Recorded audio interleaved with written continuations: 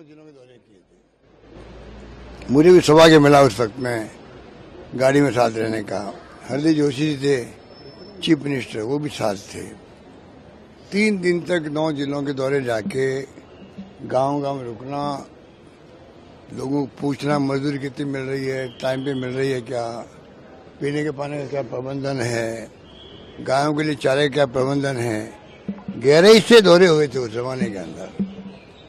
वो मैं कैसे भूल सकता हूँ, जब मैं पहली बार बना चीफ मिनिस्टर तब तो 3-4 अकाल लगातार पड़ गए थे। आप सबको मालूम है, मीडिया वालों को, पूरे देश के अंदर चर्चा थी उसकी। वाजपेयी जी थे प्राइम मिनिस्टर, उन्होंने हमारी इमदाद करी गेहूं को लेके। वर्क फॉर फूड, इतना गेहूं हमने बांटा गांव-गांव के अंदर, आज भी गांव वाले याद रखते हैं। उस वक्त तो सोनिया गांधी जी के, हमारी बहुत वरिष्ठ नेता अंबिका सोनी जी साथ रहा करती थी, जो प्रभारी थी उस वक्त हमने इतने दौरे किए मुझे भी याद नहीं है, अनेकों जिलों के अंदर। उसमें विशेष रूप से तो बाड़मेर, जैसलमेर, जोधपुर, बीकानेर सभी शामिल हैं, अजमेर, मतलब हर जगह अकाल की सूखी स्थिति थी। वहाँ राजस्थान भर में दौरे करना बहुत बड़ी बात थी। गर्मी के अंदर, लू के अंदर इतने दौरे किए कोई सोच नहीं सकता। अकाल सूखे के अंदर उनका जो भाव थे हमारे प्रति, हम कभी नहीं भूल सकते। बल्कि एक बार तो वो हमें ले गई, प्रधानमंत्री वाजपेयी से मिलवाने के लिए खुद साथ चली। आप सोच सकते हो कि प्रणब मुखर्जी साथ थे, चिदम्बरम साथ थे, मिस्टर चिदम्बरम साथ थे, जहाँ तक मुझे याद है। विलास साहब देशमुख के मुख्यमंत्री थे तत्कालीन महाराष्ट्र के, वो साथ थे। हम सबको ले गई पीएम हाउस के अंदर, वाजपेयी जी से मिलवाया, मीटिंग करवाई वहाँ पर, और ये दबाव बनाया उनके ऊपर कि हमारे राज्यों में अकाल और सूखा बहुत भयंकर पड़ गया है, महाराष्ट्र के अंदर भी, राजस्थान के अंदर भी, उसमें आप आगे मदद कीजिएगा। उस वक्त जो हमें इमदाद मिली थी, अगर कोई इंटेलेक्चुअल इन बातों को विश्लेषण करे, जो करते भी है आज पूरे कंट्री में, जो उस वक्त के रिटायर्ड ब्यूरोक्रेट हैं या जो जिनका इंटरेस्ट है, आज भी मुझे कहीं मिलते हैं, वो कहीं प्लेन में या कहीं पर, वो उस अकाल सूखे के प्रबंधन की तारीफ करते हैं जो हमने यहाँ पे किया था। तो कहने का मतलब कि कोई भी घटना विकास की हो, सोनिया गांधी जी ने हमेशा इंटरेस्ट लिया। रिफाइनरी लगना असंभव था, एचपीसीएल ने मना कर दिया था। केंद्र सरकार के मंत्री जी भी रिलेक्टेंट थे क्योंकि मजबूरी थी, कोई एग्री नहीं कर रहा था। तब सोनिया गांधी जी आ गई तो मनमोहन सिंह जी से बात करी, यूपीए चेयरपर्सन थी वो उस वक्त में, और रिफाइनरी का फैसला करवाया। और खुद आई थी यहाँ पर पचपदरा के अंदर शिलान्यास करने के लिए। मिस्टर वीरप्पा मोइली थे, मंत्री थे, पेट्रोलियम मिनिस्टर थे, तो आई थी। उनको हम कैसे भूल सकते हैं। बाकी तो चाहे जयपुर मेट्रो का प्रोजेक्ट हो, चाहे वो कोई योजनाएं हो, केंद्र से यूपीए से हमें मदद लेने की बात हो, कहीं कोई अड़चन आ रही हो, मतलब एक इतिहास उन्होंने बना दिया। और सबसे बड़ी बात है, प्रधानमंत्री का पद छोड़ दिया। तो हमें गर्व है कि जिसने प्रधानमंत्री पद छोड़ दिया हो वो एक महान नेता, और कि वो किसी राज्य में जाके बन सकती थी राज्यसभा मेंबर, उन्होंने चयन किया अगर राजस्थान का। आज ये खबर पूरे देश में, दुनिया में जाएगी कि सोनिया गांधी जी जो महान नेता देश की, वो उन्होंने राज्यसभा में राजस्थान से जाने का चयन किया है। तो आप सोच सकते हो राजस्थान का जो राजस्थान की चर्चा देश की दुनिया में होगी आज।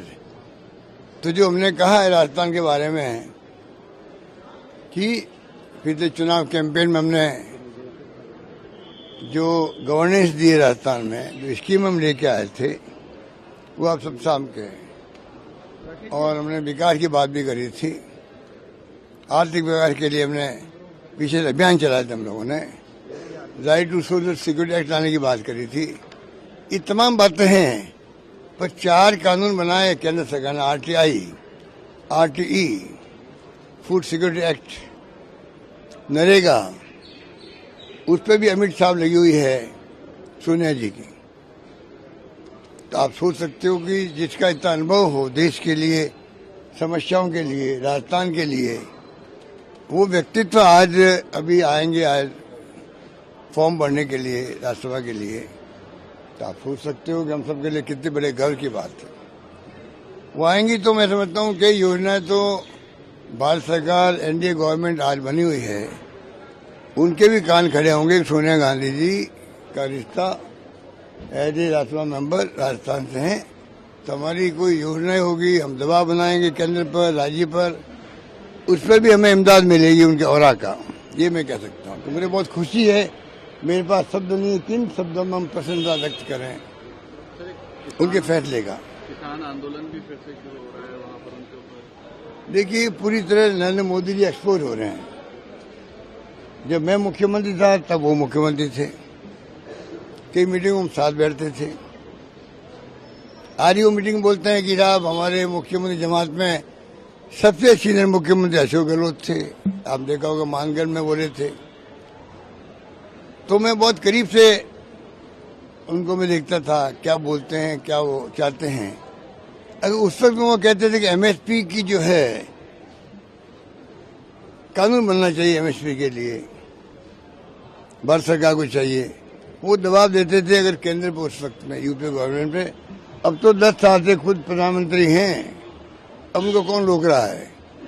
और सबसे बड़ी बात है कि जिस प्रकार से ये किसानों का आंदोलन जो सेकंड फेज शुरू हुआ है, इसकी नौबत नहीं आनी चाहिए थी। जो पहले फेज में 600-700 लोग मर चुके हैं, किसान लोग पूरे देश के अंदर। इस बात का दर्द है किसानों के अंदर, आम लोगों के अंदर भी, कि हमारे किसान भाई लोग जो हैं, जो अन्नदाता कहलाते हैं, 600 किसानों को अपनी शहादत देनी पड़ी है अपनी मांगों के लिए। आखिर सरकार को झुकना पड़ा, आंदोलन समाप्त हुआ, वादे किए गए। क्या 1 साल निकल गया उस बात को? 1 साल में आप उनका दिल नहीं जीत सकते थे, उनको कन्विंस नहीं कर सकते थे। फिर लापरवाही की गई। लच्छेदार भाषण देना एक बात है,